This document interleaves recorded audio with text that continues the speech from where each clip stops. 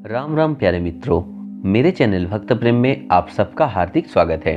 प्यारे मित्रों, आज की वीडियो बहुत ही विशेष है। आज की वीडियो में हम लोग समर्पण के भाव के बारे में बात करेंगे कि आखिर क्यों सब में समर्पण का भाव नहीं आ पाता, क्यों लोग अपने इष्ट देव के प्रति समर्पित नहीं हो पाते, क्यों उनकी प्रतिमा में उनकी श्रद्धा नहीं होती। इन सभी प्रश्नों का उत्तर जानने के लिए आप लोग अंत तक बने रहें। तो चलिए मित्रों, वीडियो को शुरू करते हैं। समर्पण यह शब्द सांसारिक व्यक्ति और आध्यात्मिक व्यक्ति दोनों के लिए मूल्यवान है, क्योंकि समर्पण का भाव ही एक व्यक्ति को संसार में तथा आध्यात्मिक मार्ग में प्रगति के पथ पर ले जा सकता है। जिस प्रकार बिना समर्पण के सांसारिक लक्ष्य की प्राप्ति नहीं होती है, उसी प्रकार बिना समर्पण के आध्यात्मिक लक्ष्य की भी प्राप्ति नहीं होती है, और वह लक्ष्य है मोक्ष। जिन्हें सशरीर रूप में सच्चे गुरु मिल जाते हैं वे भाग्यशाली होते हैं, लेकिन जिन्हें सच्चे गुरु जीवन में प्राप्त नहीं होते हैं उनके लिए उनके इष्ट भगवान ही गुरु भी होते हैं। जैसे कि भगवान शिव भगवान होने के साथ साथ वे गुरु के रूप में भी विख्यात हैं। ऐसे कई महान विभूति हो चुके हैं जिन्हें गुरु नहीं मिले, लेकिन उनके इष्ट देव ने ही उन्हें स्वयं तक पहुंचने का मार्ग दिखाया। अतः इष्ट देव आवश्यकता पड़ने पर गुरु की भूमिका भी निभा सकते हैं। ऐसा तभी संभव होगा जब भक्त का पूर्ण समर्पण अपने इष्ट के प्रति होगा। जीवित गुरु के प्रति समर्पण का भाव होना संभव होता है, क्योंकि वे स्वयं उपस्थित होते हैं, शिष्य को ज्ञान देते हैं, और जब उससे गलती होती है तो उसे समझाकर, कभी डांटकर सही मार्ग पर लाते हैं। लेकिन यही समर्पण का भाव इष्ट देव की प्रतिमा के समक्ष न के बराबर हो जाती है। सनातन धर्म में देव की प्रतिमा और स्वयं देव में कोई भेद नहीं होता है। साकार मार्ग में यही भाव होता है। लेकिन यदि व्यक्ति में वास्तव में अपने इष्ट की प्रतिमा के प्रति समर्पण हो, तो क्या वह उन गलतियों को प्रतिमा के सामने करेगा जिन गलतियों को वह जीवित गुरु के सामने नहीं करता है? जीवित गुरु के सामने व्यक्ति इधर उधर की बात नहीं करता और ध्यान लगाकर गुरु से ज्ञान ग्रहण करता है, क्योंकि यह समर्पण का भाव होता है।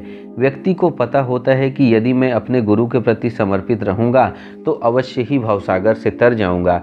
लेकिन बात जब देव या देवी की प्रतिमा की आती है तो व्यक्ति में वैसा समर्पण देखने को नहीं मिलता है जैसा कि जीवित गुरु के प्रति होता है। कई लोग ऐसे भी होते हैं जो पूजा करने के दौरान देव प्रतिमा के सामने ही इधर उधर की बातें करने लगते हैं। उनके आंखों के सामने गलत दृश्य भी आने लगते हैं।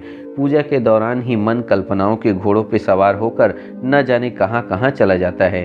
फिर अचानक से ध्यान उनका पूजा में आता है। तरह तरह के विषयों का चिंतन आने लगता है।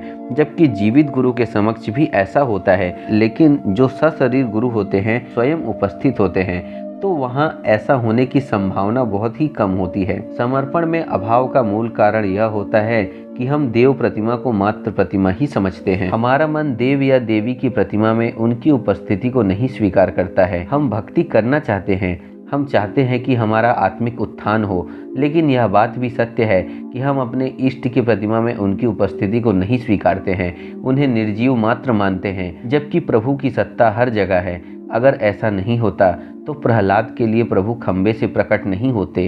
वह खंबा भी साधारण दृष्टि में निर्जीव ही था, लेकिन प्रहलाद महाराज के दृढ़ विश्वास ने कण कण में भगवान है इस बात को प्रमाणित कर दिया। प्रतिमा के समक्ष भक्त का रोना बिलखना, अपने मन की बात बताना, नैवेद्य चढ़ाना, उन्हें नहलाना आदि सांसारिक दृष्टि से व्यर्थ ही है, क्योंकि सांसारिक व्यक्ति के लिए प्रतिमा एक निर्जीव पत्थर मात्र होती है।